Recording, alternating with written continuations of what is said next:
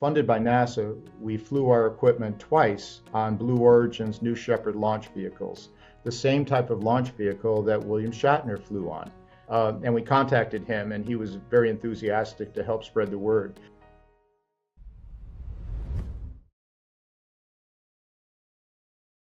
Hi everyone, and welcome back to another episode of SolPods Studio. I'm Caxton Conner, joining you from Madison, Connecticut as a recent graduate from the University of New Haven.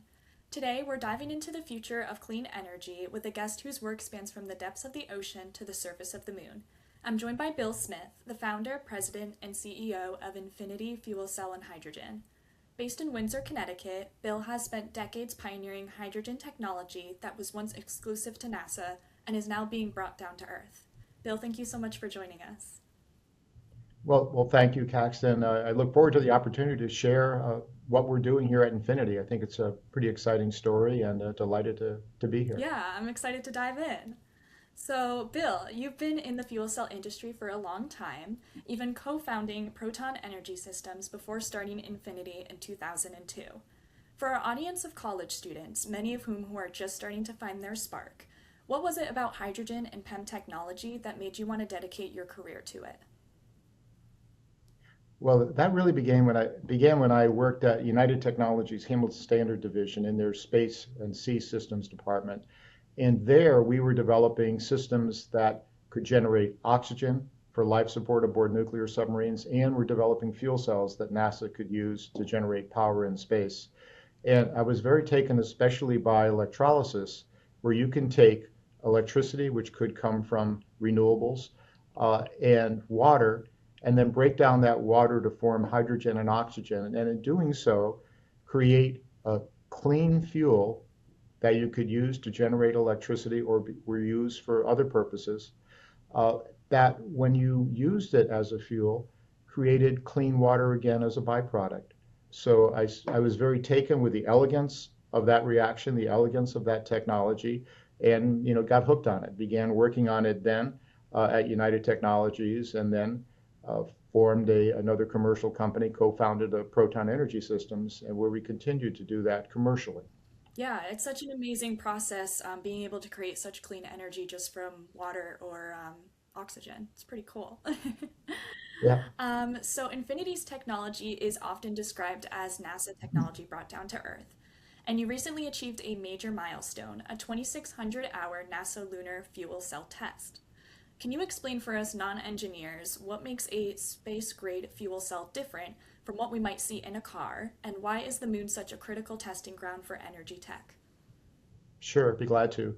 Well, first of all, for use in space, there are several key factors that set any kind of a fuel cell apart for that application. First of all, a typical fuel cell used in a car runs on oxygen from the air because you're surrounded by air. Makes sense. In space, of course, there is no air, there is no oxygen. So that technology has to use pure hydrogen and pure oxygen in order to generate electricity. Um, and you have to provide that. That means you take special design care when you're building those fuel cells to make sure they're compatible with pure oxygen. Another point is if you're going to be operating in space and in zero gravity, you have to be able to separate that water that I talked about earlier, the water that you make in the fuel cell reaction. uh, you have to be able to do that as a reaction is occurring, and you have to do it in zero gravity. And so you end up with a phase separation problem in space, and that's a very common problem to NASA and one that they're always working to solve. We solve it with a special patented technology inside of each one of our fuel cell cells.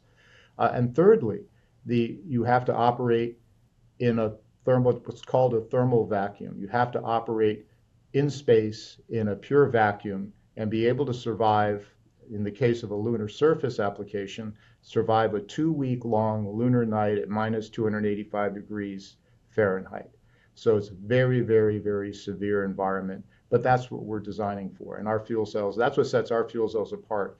You couldn't do this with a typical terrestrial fuel cell. It wouldn't operate on pure oxygen, it wouldn't operate in zero gravity, and good luck with minus 285 degrees for 2 weeks. So that's what we're focused on, is that kind of technology that can be that rugged. And if we can do it there, we can really do it anywhere. That's a technology that we can simplify and bring down to earth for its own very severe applications, but for wider applications as well as we commercialize it. Right, yeah. So, kind of jumping off of that, like you kind of already mentioned, it's not just about space, what you guys are doing. Infinity is also working on uncrewed underwater vehicles. So, That's how right. does a fuel cell designed for the vacuum of space then translate to the high pressure environment of the deep ocean, and what are the parallels there? Well, there's some differences, some parallels. The first parallel, though, is you're also working in an air independent environment. So everything you learn about operating with pure oxygen and pure hydrogen for space applies directly underwater because there you run on pure oxygen as well. There is no, obviously, no air down there that you could use. Also, thermally, the way you remove heat is very similar in both applications. The fuel cell produces byproduct heat, and we typically have active cooling of that can then reject the heat either to space in the case of a space fuel cell using a space radiator, or in the case of a underwater vehicle to the surrounding ocean. Now, there are a difference though is you do have to survive the depths of the ocean. And typically what's done is our fuel cell devices are placed in pressure containers that can be filled with nitrogen that are designed to withstand the very high pressures. So that allows it to survive in those environments. And then you have to do other little things, like you have to be able to make it run completely autonomously so that the vehicles that we are so the vehicles that we are going into are autonomous underwater vehicles. They can go on missions of thousands of miles without any external input. So our fuel cells have to be able to communicate with the vessel and be able to survive in those environments and do the right thing at the right time. And along those lines, we just achieved an extremely important milestone. Our fuel cells operating in a Cellular Envoy vehicle, and Cellular is a partner of ours for underwater vehicles, just achieved continuous operation, 40 meters underwater for 2,000 kilometers, over 1,200 miles, running on our fuel cells, using our fuel cells as primary propulsion.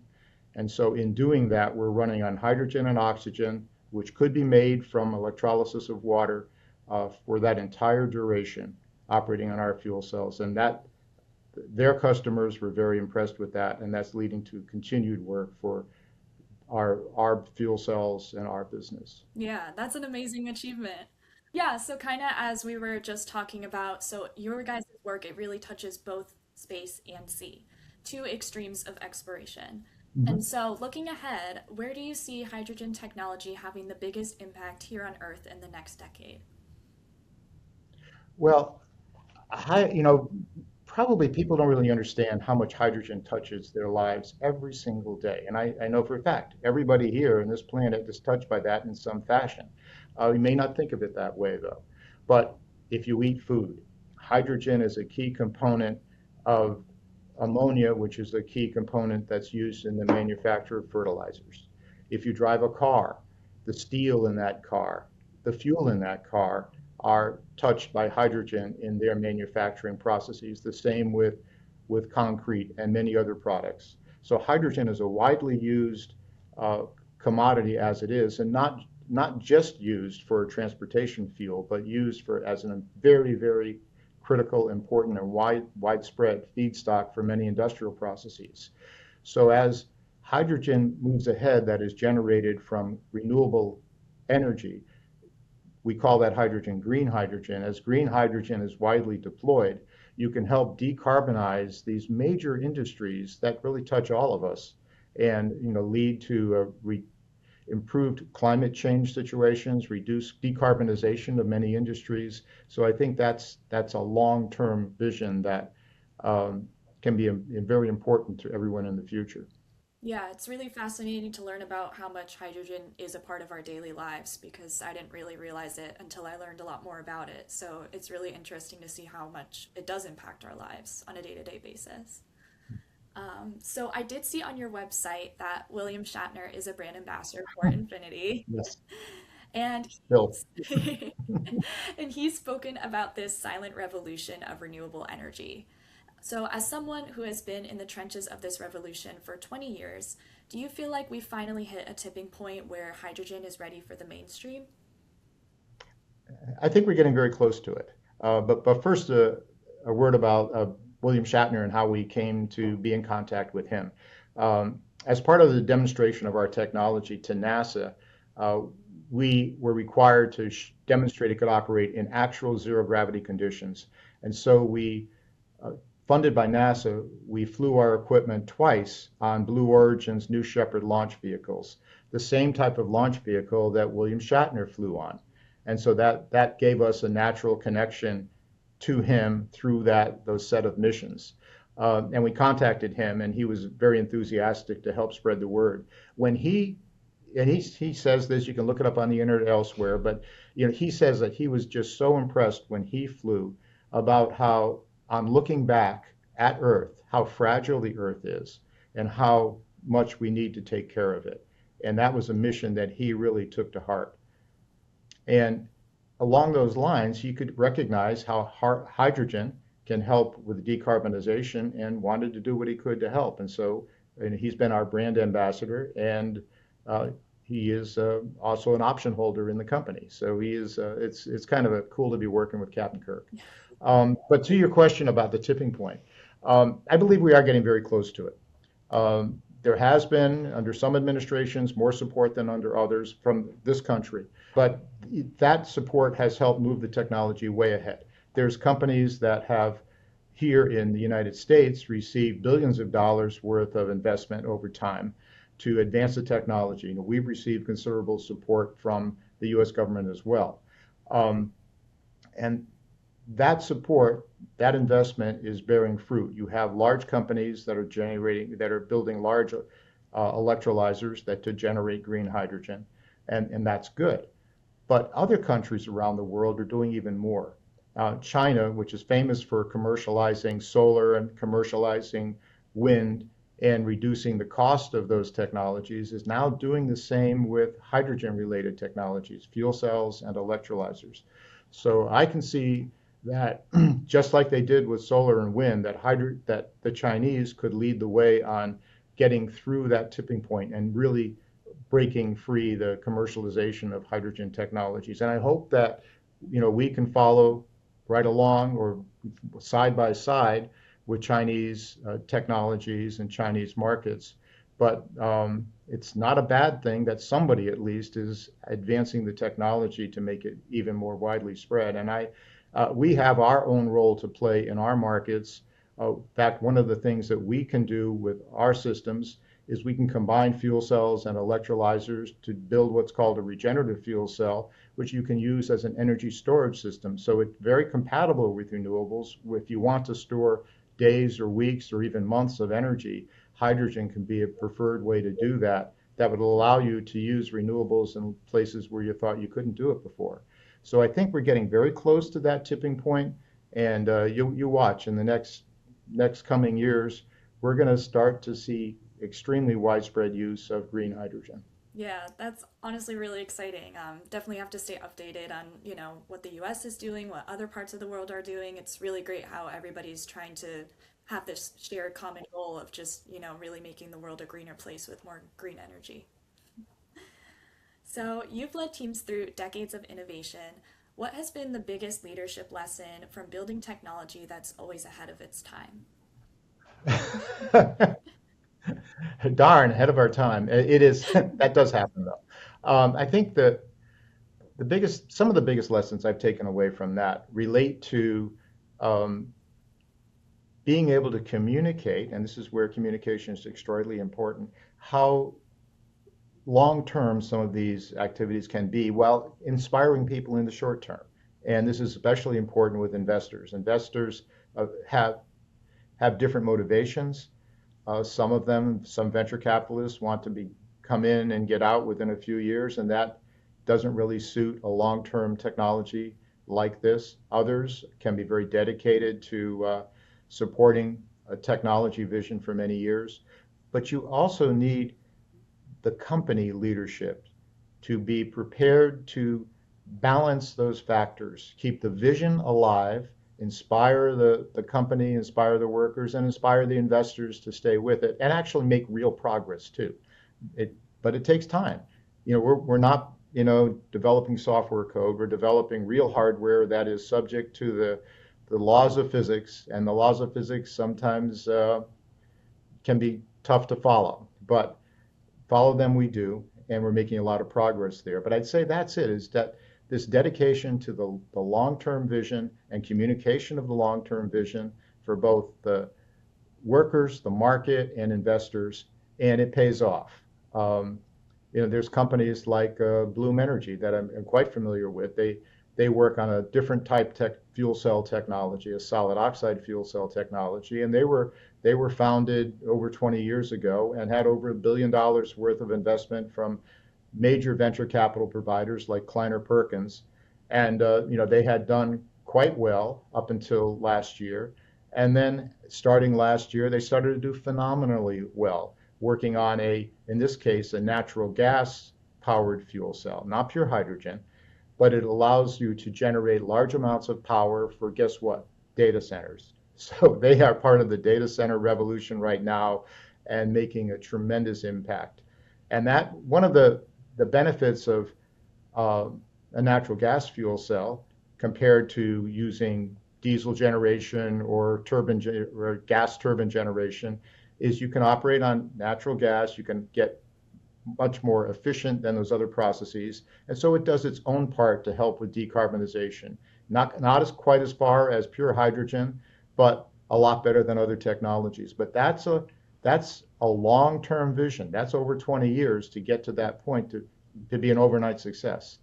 So it's that long-term vision for the actual product, for the teams that you're working with, and for the investors. So that's what we try to do here to keep that balance as we go forward. Yeah. And speaking of that future vision, a lot of our listeners here are engineering, policy, or environmental science students, and they really want to work on projects that matter and make a difference. So, what are the most important skills, both technical and soft skills, that you look for when hiring the next generation of innovators at Infinity? I think really, all of the areas that you just mentioned, we touch on. Obviously, in the near term, while we're developing the hardware technology, the science and engineering is emphasized. We need something that we're building. Um, but it's just as important, again, to communicate the vision. Why is that hardware important? Where is it going to go? How is it going to get there? And so communications is hugely important. And then on the manufacturing side, being able to build it is extremely important. It comes a little bit later in the cycle than the design and engineering. And then the financial side of it is always critical. So being able to have access to capital when you need it, being able to communicate with investors to be able to sustain the capital needed to support the vision is extremely important. So you named it. It's, from science and engineering to operations to communications to finance. Um, all of that is extremely important, and people that are interested in this area, I'm sure, will find uh, a fair amount of opportunities in each one of them. Right. Yeah, it's cool to see how many different majors and different career paths there are that can all kind of lead around that same theme of Mhm. sustainability and green energy. So that's a really cool point. So we do like to wrap up every episode with a little bit of fun. So our question for you is, if you could have one sustainability superpower, what would it be and why? Well, probably not surprisingly, the sustainability superpower I would like to have would be to have wide implementation of green hydrogen and to be able to help decarbonize the world, to be able to help reduce our dependence on fossil fuels that have to pass through such things as the Straits of Hormuz, and to provide a sustainable energy future for generations to come. And so I guess that would be the superpower. Just make this happen and make it happen faster. Yes, that's a perfect answer. Well, Bill, thank you so much for sharing your journey from the moon to the deep sea. It's inspiring to see how a vision from 2002 is now pioneering the next generation of exploration. To learn more about Bill and his team's work, you can visit infinityfuel.com. Thank you so much again, Bill, for joining us. Okay, thank you, Caxton. And to our listeners, thank you so much for tuning in. We'll see you in the next episodes of SolPods Studio. Don't forget to follow us on social and check out the links in the show notes.